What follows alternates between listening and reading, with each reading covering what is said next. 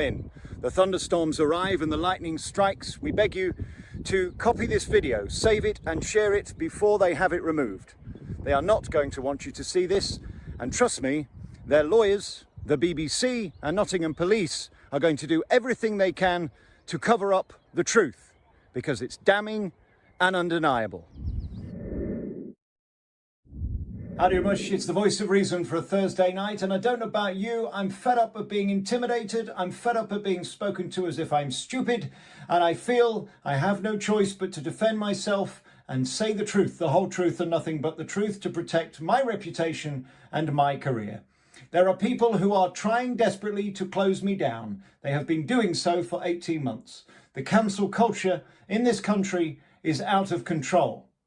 And I need to now tell you about a national broadcaster who not only has had me arrested, but now wants to gag me from telling the story about why he had me arrested with no charge, with the civil injunction stopped, a stalking order brought on the back of me doing journalism, holding him to account and others, and never going anywhere near him, but being accused of violent stalking.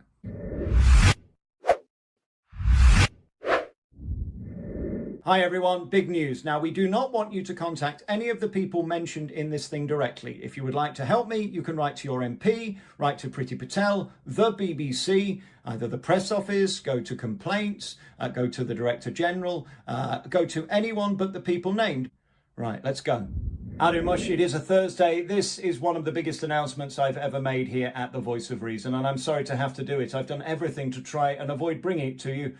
But I have to tell you that in August 2020, I was arrested because Jeremy Vine had made a complaint. He said that I was violently stalking him. That's what I was arrested for, even though he admits I've never been near him or done anything to him in person. He says I'm obsessed with him and via my YouTube channel have tried to destroy him. I would say, on the contrary, he has tried to destroy me. He has come after me with his legal goons in the last few months. He had me arrested. He told untruths to the police that we can disprove. He followed trolls. He tried to have this YouTube channel taken down twice with 17 claims. And he also used a friend of his, a PI, a private investigator, to dig dirt on me to hope to destroy me. This man, as far as I'm concerned, is evil.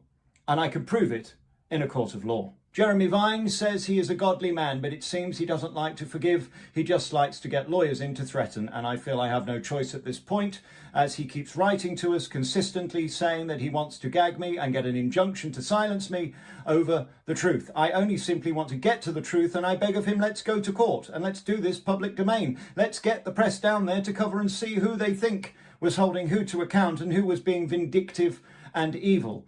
We know that Jeremy, a religious man, who I'm sure is praying that I'll go away quietly, well, that's not going to happen. I want my day in court and will stop at nothing to get it. This man doesn't like being held to account. We've seen in the past, haven't we, articles about him, and a lot of people don't seem to find this man very charming. Only last week, headlines about his presentation style on his show that is, well, very lefty. He's a cyclist who goes around with a GoPro on his head and thinks that he has the right to film general public and members of the public going about their business because he's more important than they are, and he has the right to hold them to account.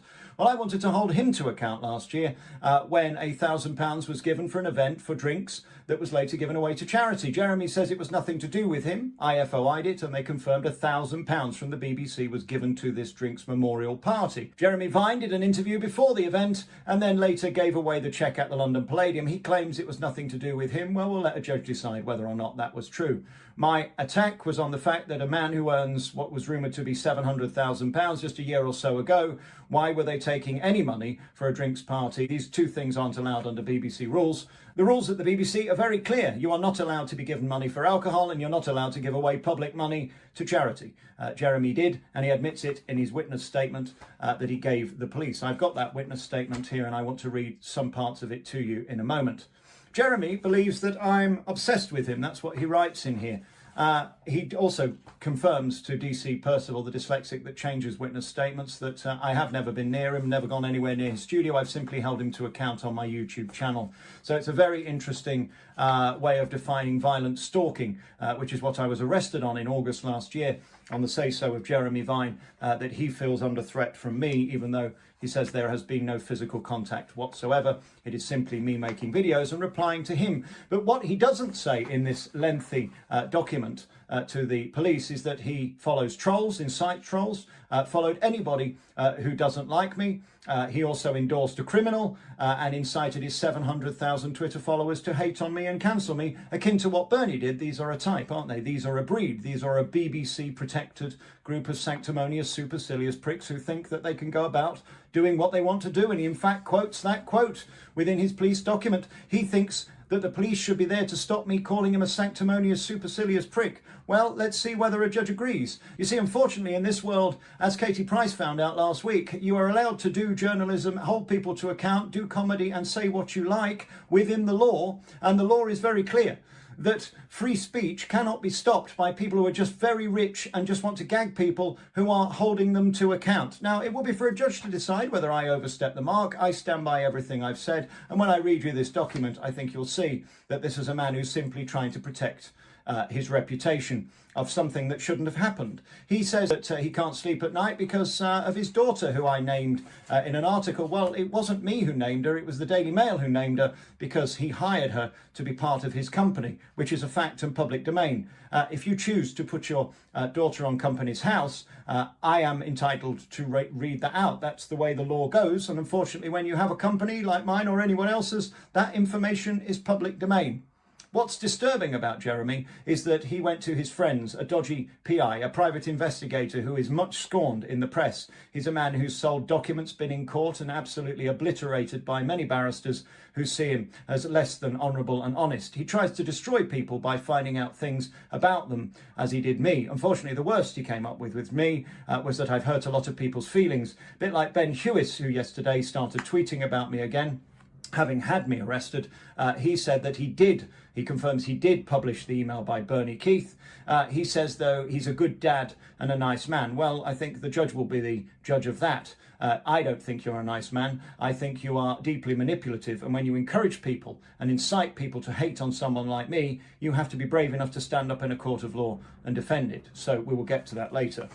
This is signed by Jeremy Vine, as you can see here. This is his police witness statement that was given to me with all the accusations he makes. He says, I've tried to ignore him, he says, but what he's doing to me and others is just not acceptable. Oh, okay. So he's going to decide that I am not entitled to hold him or anyone else to account like he does on his shows every single day. That's curious. I would go as far to say that Alex Belfield is obsessed with me. Based on what? Based on me making a video, you then inciting trolls and me replying to you, because that's what happened. Every time you did something, I replied to you and I can prove it in a court of law. You, on the other hand, incited people who were trolls giving death threats. You liked them and encouraged them by retweeting them, by liking their comments and replying to them. We've got all the screen grabs, Jeremy. I don't think a BBC national presenter should be inciting hatred to other human beings, especially a Christian man, a worthy, sanctimonious man who thinks he's above the law and above everyone else, following trolls. And we've got the screen grabs, many of them. There's many examples in this long blithering statement as to why I'm harassing and stalking him. He goes into great detail about all my broadcasts. He quotes things I've said. He's more than happy to expose what I've said, and therefore I feel entitled to expose what he says. He says on the 8th of April 2020, Belfield calls me a mishkite, which is a Yiddish word meaning an ugly or loathsome person. I would say a man you've never met who hires a PI to find out that I'm some kind of nonce in the hope that you could bring me down and follows trolls is not a nice person, therefore ugly, and is loathsome because they are underhanded and not to be trusted. So I stand by that statement. I am more than willing to defend that in a court of law. He says, I said Jeremy Vine, who has been caught out. We've got the FOI. Now, this is what this is all about. That he handed the police a document that was not the document I was sent by the BBC. And this is where this case will get interesting. He says, I was told that he was nothing to do with this event. That wasn't what the BBC sent me. Jeremy Vine was the man who was promoting this event, doing interviews for this event, and indeed gave away the cheque that was the remainder of the amount that wasn't spent on alcohol. He says it's not a piss-up, by the way, in his witness statement. Well, what is it when you have a drinks party with alcohol? Just one man's piss-up is another man's memorial, I suppose. He goes on to say that I've completely misquoted him because it made it clear in the FOI that he was not involved. Well, that wasn't the FOI they sent me, so I'm sorry about your luck. You handed wrong details and fraudulent details or something to the police, because the details they gave me and the copy they've given me is not the one the BBC sent me. So who's lying, you or the BBC? He goes on to say that I said, these Jeremy Vine types are holier than thou. Yes, you are. That's why you go around filming people in public, thinking that you're more important than them because you're a cyclist who has more rights to the road than they do. You didn't go for defamation and libel then, because you know you'd have lost. So you went to the police to have me gagged. And you and Percival came up with a cockamamie scheme, I presume, which is written down here, to find lies that I said you stole £1,000. Jeremy, DC Percival on police tape played me 7 tapes that you gave her, and she couldn't find me once saying that you had stolen anything. I didn't say you'd stolen it. I said you were given it and you gave it away, which you did. £1,000 of public money. So I stand by that. He says, I'm willing to attend court if required and can produce the transcripts from each video as detailed in my statement. Well, so am I, Jeremy. I want to go to court, and that's all I've tried from the beginning. Now, since then, since I've been off bail, you've now gone to the High Court to get an injunction to silence me, which you so far haven't done. You're claiming £80,000. Okay, let's go. Let's go to court. You incited trolls. You followed people who gave death threats to me. We've got the screen grabs. You hired a PI, or at least your friend worked on your behalf. He stupidly private messaged me. We've got the private message. Unfortunate that. You then go on to hand the police documents that weren't given to me. They were given to someone else. And you put together this document with the corrupt lawyer from RPC, Nicola Kane, who's no longer with the company because she's professionally disgraced, to have me gagged and silenced. And you think that's fair? A Christian man who follows trolls, hires PI with no evidence whatsoever. Your friend goes out to seek information on me. That's what he called you in the private message, friend, to hope to destroy me. Worst of all, you put a tweet out endorsing a criminal